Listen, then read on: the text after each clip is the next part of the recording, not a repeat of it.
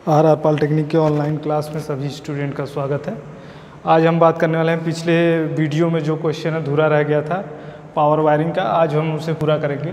तो हमारा जो अगला स्टेप है हमारा जो है सामग्री की जो लिस्ट होती है वो हम तैयार करेंगे और टोटल कॉस्ट कितनी होगी, जो हमारा मटेरियल रिक्वायर्ड है या जो हमारी सामग्री इस्तेमाल होगी टोटल उसका कॉस्ट क्या होगा ये चीज़ निकालेंगे। जैसे जो है क्या कहते हैं सामग्री की लिस्ट, एक मोटर को का स्थापन करने के लिए हमें इतनी चीज़ों की आवश्यकता पड़ेगी ही पड़ेगी, ये नेसेसरी है।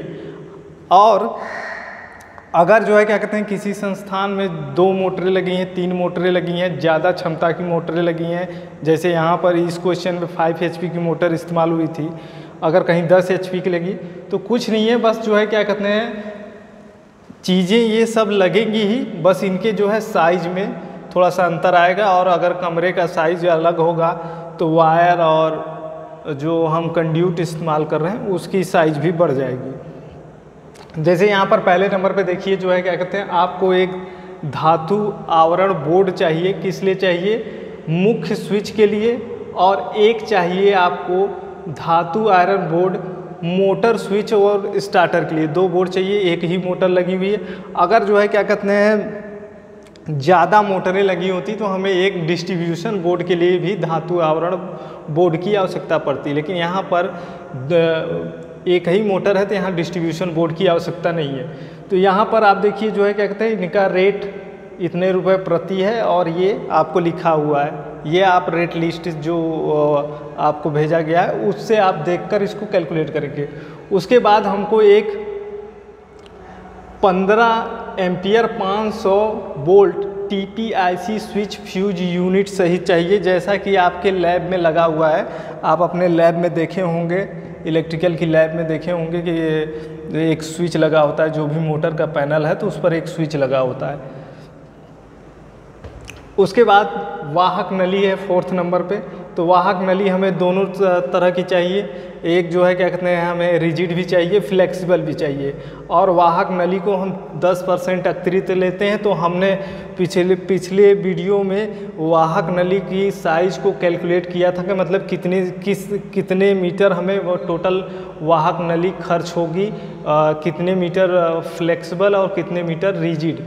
तो उस जितने मीटर हमारा आया हुआ है आंसर, उसको हम 10% अतिरिक्त बढ़ा कर यहाँ पर लिखेंगे, क्योंकि जब हम एस्टिमेट बनाते हैं तो वाहक नली को हमेशा जो है 10% बढ़ा कर लिखते हैं। और 5th नंबर है हमारा 2.5 mm² 500 वोल्ट एल्युमिनियम चालक चाहिए था।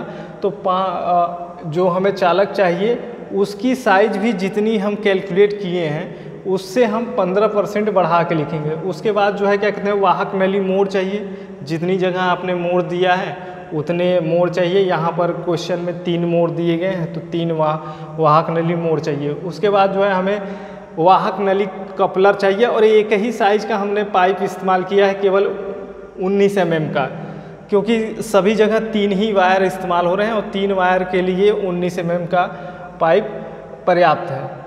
तो हमें जो है वाहक कपलर चाहिए। कपलर किस लिए चाहिए होता है? कपलर हमारा जहाँ पर फ्लेक्सिबल वाहक नली और रिजिड वाहक नली को जोड़ना होता है वहाँ हम कपलर का इस्तेमाल करते हैं। उसके बाद दृढ़ वाहक नली निप्पल चाहिए। इसका इस्तेमाल जो है फ्लेक्सिबल जो वाहक नली होती है उसको बोर्ड से कसने के लिए किया जाता है, जोड़ने के लिए। उसके बाद हमें बुशिंग चाहिए।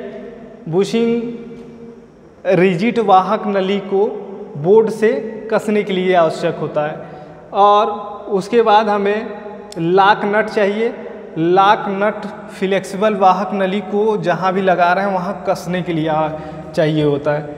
उसके बाद सागवान की लकड़ी की गुल्ली चाहिए, और पाइप को सेट करने के लिए सैंडल चाहिए। सैंडल का काम होता है पाइप, आपने देखा होगा जो पाइप होती है, जैसे ये पाइप है तो इसके ऊपर इस प्रकार से एक क्लिप लगी होती है इसको कसने के लिए। तो ये जो है इसे हम सैंडल कहते हैं। ये पाइप को जो है होल्ड करके रखता है दीवार पर, तो ये हमें चाहिए। तो इसका भी जो है जितनी हमें आवश्यकता है आवश्यकता अनुसार हम इसे लिख लेंगे। और रेक बोल्ट चाहिए हमें बोर्ड को दीवार में कसने के लिए।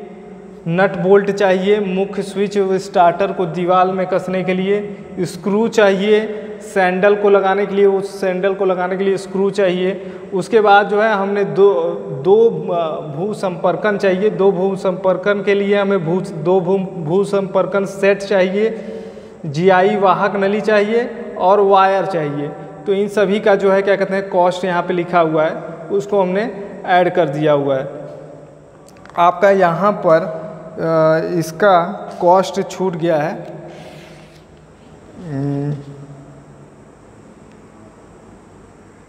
ये आप भू संपर्कन सेट जो है ये आपका पूरा टोटल जो है इंक्लूडेड 4500 रुपये में एक पड़ता है। और ये हमें 2 लगाने हैं तो इसका जो है क्या कहते हैं 9000 रुपये चार्ज हो गया। उसके बाद जीआई वायर चाहिए, इसका भी हम रेट लिस्ट से रेट देख कर लिख लेंगे। ये जीआई वायर लिखने की ज़रूरत नहीं है क्योंकि आपका ये जो 2 सेट भू संपर्कन लिखा हुआ है ये पूरा जो है क्या कहते हैं इंक्लूडेड है 4500 में।